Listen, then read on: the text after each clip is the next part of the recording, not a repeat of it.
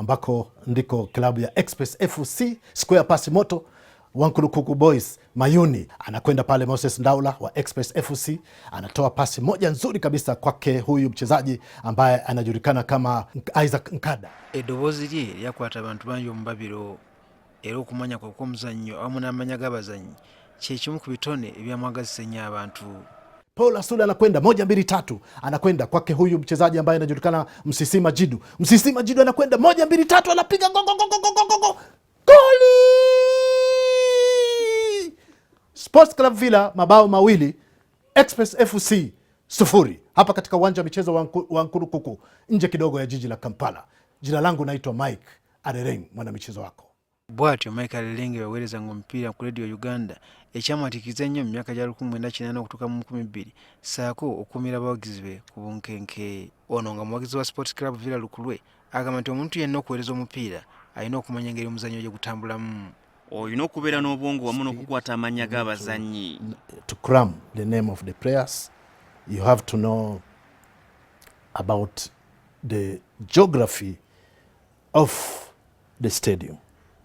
Because you can say the ball has gone that side. It's either Kirashia wing by that time, that is Nakivubo Memorial Stadium, or it has gone to Kisenyi wing, or it has gone to Kampala wing. Wabula agamba nti olumu wabawo okusomozebwa okukwata amanya g'abazannyi agaddifiri saka bawubi wakatambaala. Atubulidde nti omuzannyo n'oguba gwa kibogwe bw'oba oweereza eddoboozi lirina kusigala nga lyamwanguka n'okuwa ekifaananyi nti ddala battunka bali ku mbiranyi. You have a notebook, you draw the football pitch, you know the position of players, then you go to the team manager. At times, some team managers were rough, some of them were very humble, but they will never give you the lineup until when it's only 30 minutes before the game, and you have to cram. Okumanya ennyo Oluswayiri kiva ku kyakuba nti yazaalibwa Tanzania wabula nga bazadde be Bannayuganda so nga ate era yasomera Kenya. Nazannya nnyo omupiira nga nkyali muto. I was a goalkeeper. I used to play in Zambia. You know, Zambia has produced so many sportsmen and sportswomen.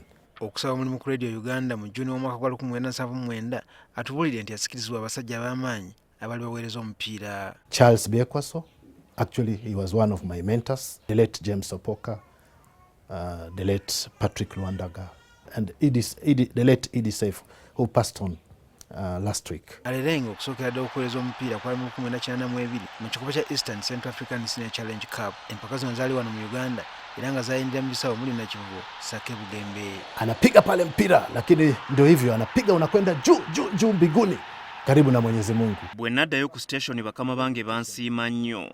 I was welcomed in a big way because even the bosses there, they said you are the best commentator. ARERENG agamba nti ekimu ku byenyumiriza ennyo mu mulimu guno gwe yawummula 2018 kwe kutambula amawanga agawera n'okusingira ddala olukalu lwa Africa. West Africa, I went to Central Africa, I traveled to Ethiopia, I traveled to Southern Africa. So I think I achieved a lot. Atubulidde nti abantu bangi abaziba musiima nga mwali naliko Pulezidenti wa Uganda General Kero Tito Lutwa. Agasseeko nti mu mwaka gwa 1988 Komanda Salim Musalenga bwe yayitibwa mu kiseera ekyo era nga yali aduumira amagye ate nga muwagizi wa Villa Lukulwe yawa ARERENG ekwetiza bbiya 3 saako emitwalo 20. Agamba nti omwaka ogwaddako General David Nyefunze naye yeegatta ku bamusiima n'amuwa kwetiza bbiya 5 saako ensimbi. Ajjukira nti mu kiro ekyakeesa olunaku Abanyarwanda abaali mu magye ga Uganda lwe baalumba eggwanga ly'e Rwanda nga Oktoba 1999, Meeya General Fred Rwejema yayitako mu kifo abawagizi ba Villa we baali bakuŋŋaanira ekya Golden Table n'agulira abawagizi bbiya okubula okubatta. Ekyennaku enkeera Rwejema yattibwa.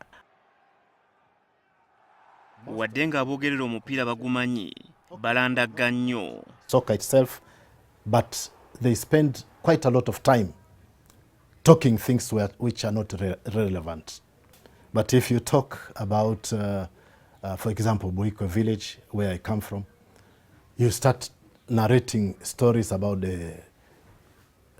what is happening there instead of focusing on the pitch, then you are losing it all.